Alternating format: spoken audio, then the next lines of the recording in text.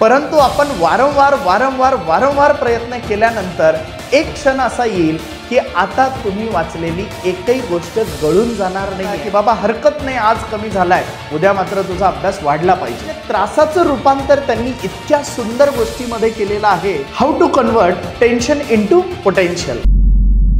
जर आपले विद्यार्थी अभ्यासाबद्दल तणावात असतील, जर आपले मुलं अभ्यासाबद्दल चिडचिड करत असतील आणि जर आपल्या मुलांचा हवा तसा निकाल येत नसेल तर हा व्हिडिओ आपल्यासाठी अत्यंत महत्त्वाचा आहे। तर हा व्हिडिओ शेवटपर्यंत बघा। How to convert tension into potential.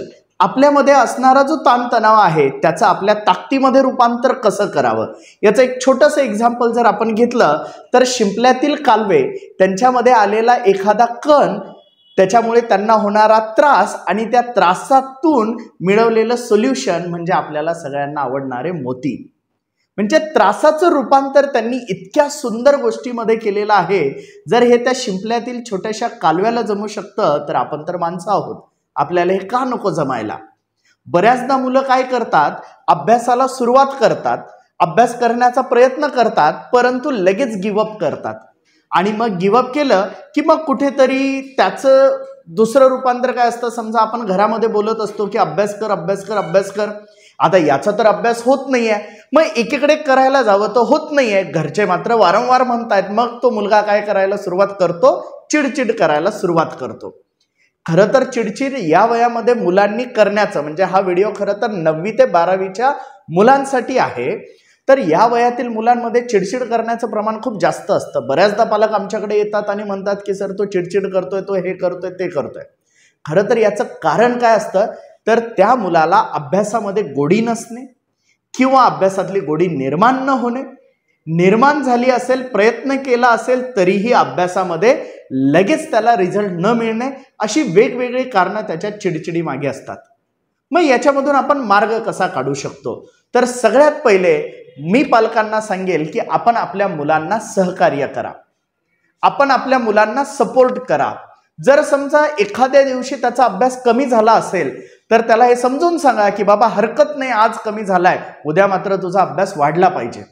जर तुम्ही त्याच्यावरती चिडचिड करायला जाल तर तो तेवढं तुमचं ऐकणार नाही, परंतु जर तुम्ही त्याला आहे त्याला ओके म्हणून उद्यासाठी जर त्याला प्रोत्साहित केलं तर कदाचित आज उद्या परवा असं 3-4 दिवस झाल्यानंतर त्याला स्वतःला कुठेतरी लाज वाटेल आणि तो अभ्यासाला लागेल।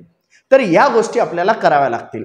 आता मुलांवरती येतो, मुलं काय करतात तर अभ्यासाचा एकदा प्रयत्न करतात आणि जमलं नाही की लगेच सोडून देतात। काही मुलं 2दा 3दा 4दा प्रयत्न करतात, परंतु अभ्यास सध्याचं कॉम्पिटिशनचं जग आहे, तो अभ्यास तेवढा अवघड आहे, वाचलेलं समजतं पण प्रश्न सोडवायला गेले की मुलांना येत नाही। आणि मग जर तुमच्या मुलासोबत होत असेल तर त्याच्यासाठी एक सुंदर गोष्ट आहे।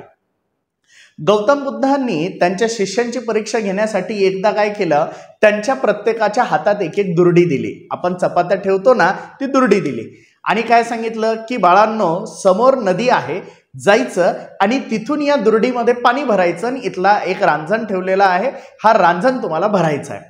अर्धे विद्यार्थ्यांनी विचार केला, गुरुला काय वेड लागले काय, या दुर्डीमध्ये पाणी कसं येणार, पाणीच आलं नाही तर हा रांजण कसा भरणार। त्याच्यामुळे अर्धे मुलं तेव्हाच पळून गेले आणि आश्रमात जाऊन निवांत झोपले।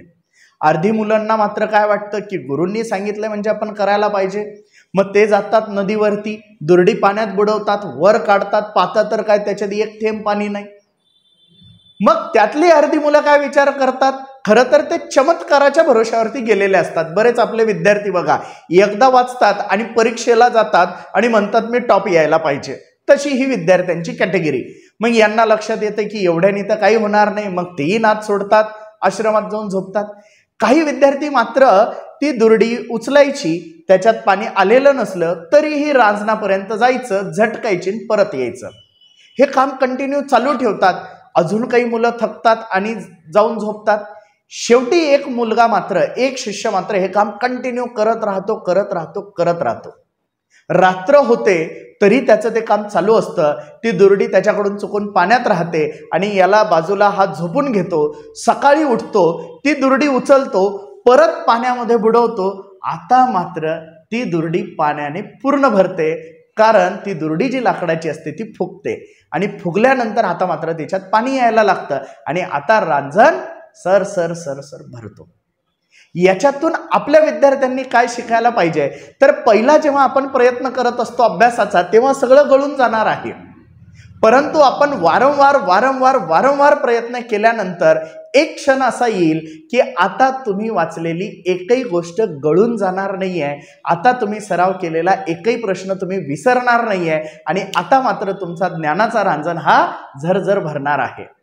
तर मित्रांनो, आपल्या आयुष्यामध्ये बऱ्याचदा टेन्शन्स येतात, बऱ्याचदा खूप गोष्टी घडत असतात, परंतु त्या गोष्टींचा त्रागा करण्यापेक्षा त्या गोष्टींमुळे निगेटिव्ह होण्यापेक्षा जर आपण त्याचं रूपांतर जर ताकदीत केलं तर मात्र आपलं जीवन एकदम सुसह्य होऊ शकतं, अगदी त्या शिंपल्यातल्या कालव्यासारखं आणि शेवटपर्यंत स्पर्धेमध्ये टिकलेल्या त्या शिष्यासारखं।